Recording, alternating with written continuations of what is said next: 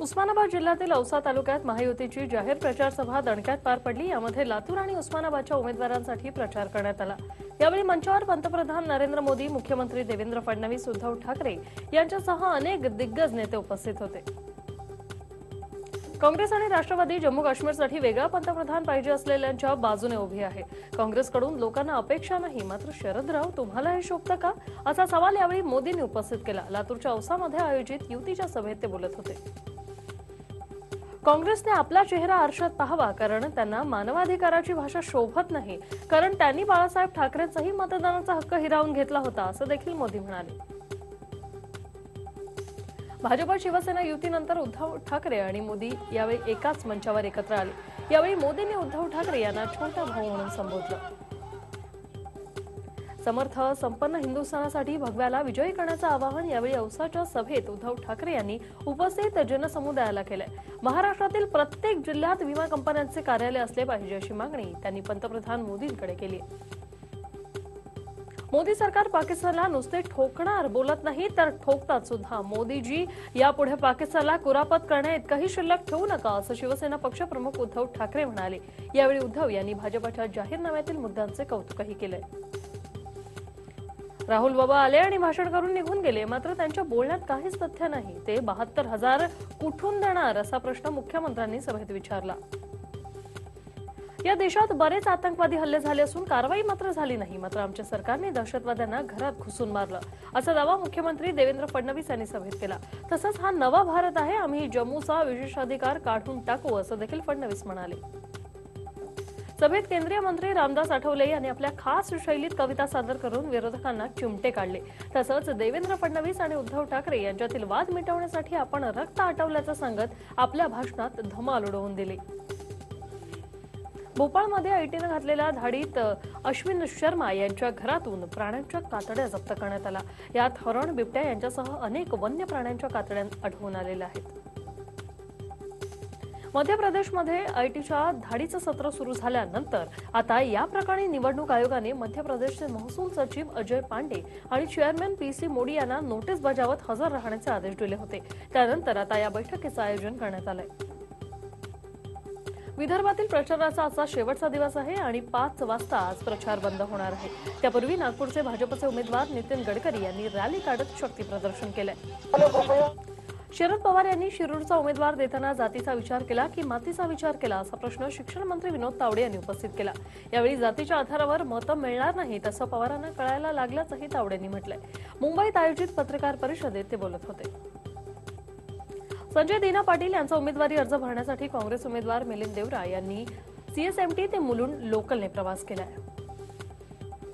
पिंपरीत मावळ मतदारसंघाचे उमेदवार पार्थ पवार हे उमेदवारी अर्ज भरतायत। क्रांतीवीर चापेकर यांच्या स्मारकाला पुष्प अर्पण करून पार्थ पवार आज उमेदवारी अर्ज भरतायत।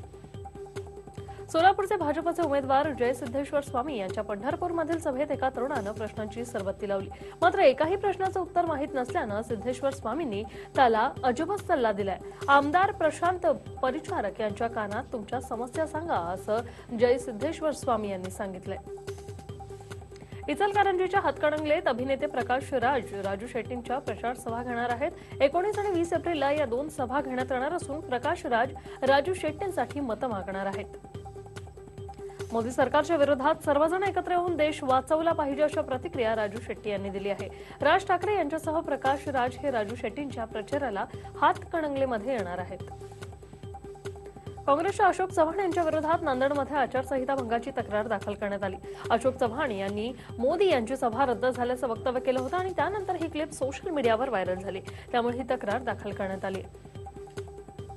पर्यावरण मंत्री रामदास कदम अगदी थोड्याच वेळात केंद्रीय गृहमंत्री राजनाथ सिंग यांची भेट घेणार आहेत। यावेळी रामदास कदम राज्यातील मच्छीमारांच्या मागण्यांवर चर्चा करतील। कोकणातल्या मच्छीमारांनी मतदानावर बहिष्कार टाकण्याची धमकी दिल्यापासून हा मुद्दा चिघळू नये, यासाठी शिवसेना मात्र आता चांगलीच प्रयत्नशील आहे।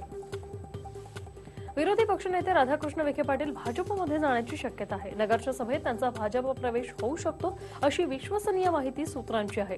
पंतप्रधान मोदी आणि मुख्यमंत्री फडणवीस यांच्या उपस्थितीत हा भाजप प्रवेश होण्याची शक्यता आहे। सीआरपीएफच्या शौर्य दिनी राष्ट्रपती रामनाथ कोविंद यांच्या हस्ते एका नव्या मोबाईल ॲपचं उद्घाटन करण्यात आलं। सीआरपीएफ वीर परिवार असं ॲपचं नाव असून शहीदांच्या कुटुंबियांना दिली जाणारी मदत आणि काही अडचणींचं निदानही या ॲपद्वारे केलं जाणार आहे। वडोदरामध्ये श्री महारुद्र हनुमान संस्थानाकडून 2000 फुटांची रांगोळी काढण्यात आली असून या रांगोळीद्वारे मतदारांमध्ये जनजागृती करण्यात आली। एकदंता रांगोळी ग्रुपने ही रांगोळी काढली। अकोल्याच्या खोलेश्वर भागात गणगौर विसर्जन पूजेतून मतदान करण्याचा संदेश देण्यात आलाय। गणगौर घाटावर रात्री विसर्जनावेळी मतदान करण्याचे फलक लावण्यात आले होते। लोकसभेच्या निवडणुकीच्या पार्श्वभूमीवर भाजपचे विद्यमान खासदार साक्षी महाराज यांनी पुन्हा एकदा वादग्रस्त वक्तव्य केले। निवडणुकीत कापलेलं मतदान नकोशी टिप्पणी साक्षी महाराज यांनी ब्रह्मसभेच्या कार्यक्रमात केली। उत्तर प्रदेशातील उन्नावमधील सभेत त्यांनी हे वादग्रस्त वक्तव्य केले। मनमाडचे नांदगाव चाळीसगाव या रस्ता रुंदीकरणाचे काम सुरू असून ठेकेदारांकडून मोठ्या प्रमाणात निष्काळजीपणा होत आहे। त्यामुळे शहरात धुळीचे लोळ उठत असून यामुळे ग्रामस्थांना त्रास सहन करावा लागतोय। मुंबई पोलिसांच्या गुन्हे अन्वेषण शाखेने 2 शस्त्र आणि 6 कारतुसे जप्त केली आहेत। बोरिवलीत सापळा रचत पोलिसांनी ही कारवाई केली असून या प्रकरणी आता दोघांना अटक करण्यात आली आहे। कोल्हापुरातल्या यादवनगर परिसरातल्या मटका अड्ड्यांवर छापा टाकण्यासाठी गेलेल्या पोलिसांच्या पथकावर गुंडांनी हल्ला केल्याची घटना घडली।